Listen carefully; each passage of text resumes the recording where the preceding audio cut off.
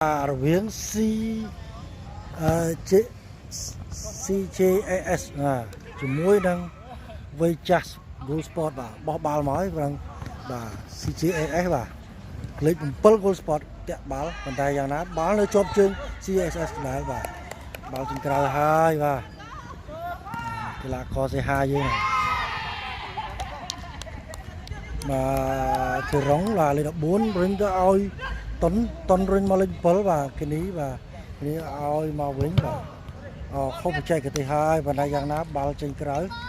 បាទបាល់ចូល Goal Sport វ័យចាស់បាទ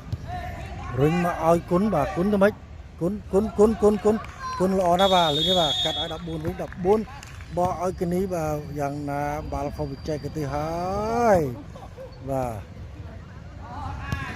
ចូលមួយបាត់ហើយបាទកីឡាករលេខ7បាទ CJSS បាទសុទ្ធបានមួយគ្រាប់ហើយបាទ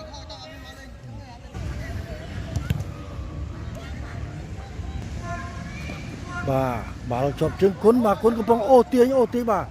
ប៉ុន្តែយ៉ាងណា CJA បាទកឹបបាល់បានហើយបាទនោះបាទ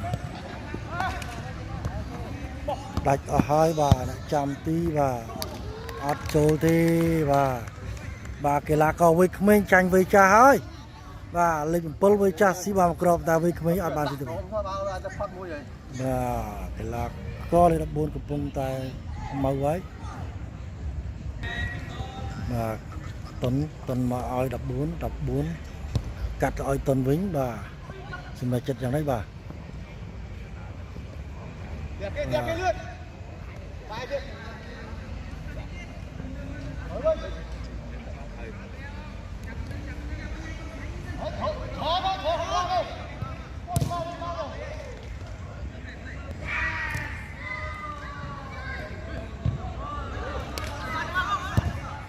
បាទអត់ចំគោលដៅទេបាទ